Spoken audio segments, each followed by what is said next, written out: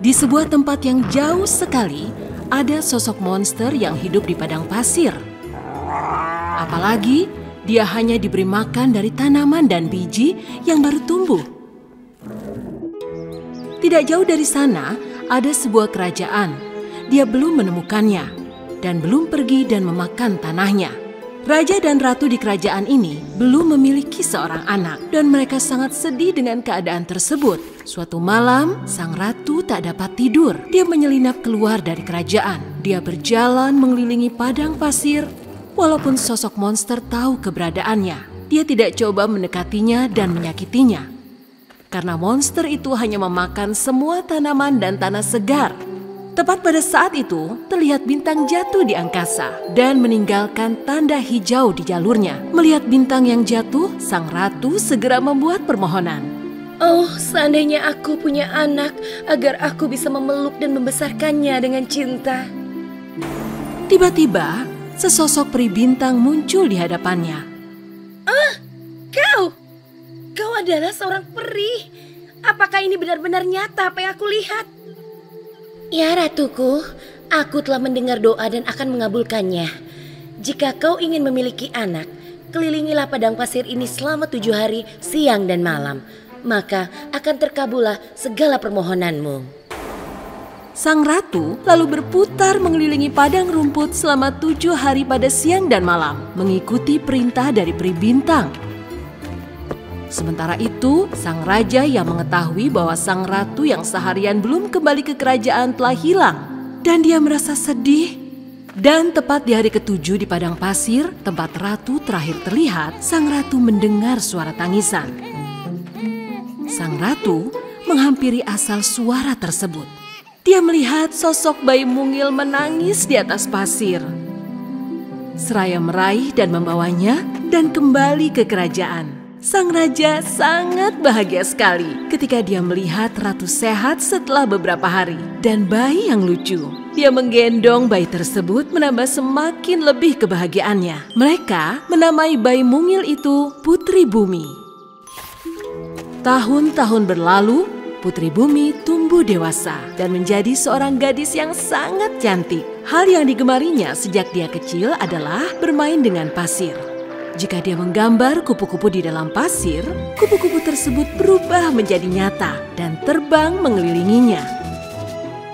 Atau jika dia menggambar bunga, berubah menjadi bunga asli dan berbau sangat harum. Satu-satunya orang yang menyadari bahwa sang Putri Bumi memiliki kekuatan ajaib adalah ayahnya, sang raja. Namun dia tidak mengatakan pada siapapun mengenai kekuatan sang putri agar tidak ada bahaya menimpanya. Suatu hari, ketika orang-orang menanam tanaman baru, hidung monster gurun itu mencium bau yang tajam. Dia segera menyadarinya, itu adalah bau tanah segar.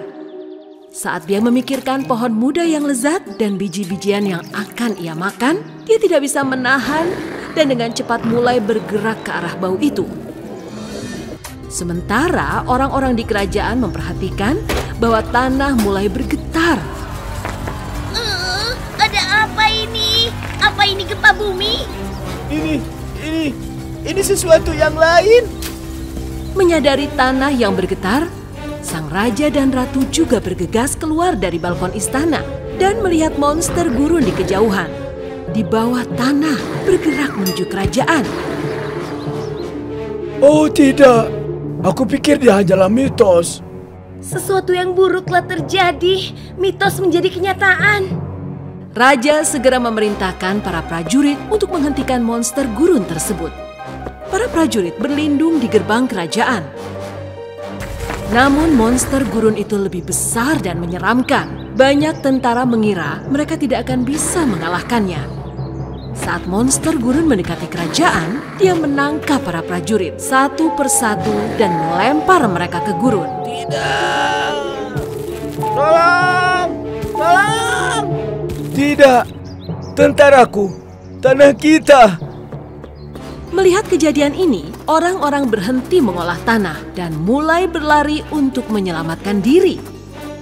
sang monster meneruskan makan setiap pohon muda, setiap tanaman hijau segar.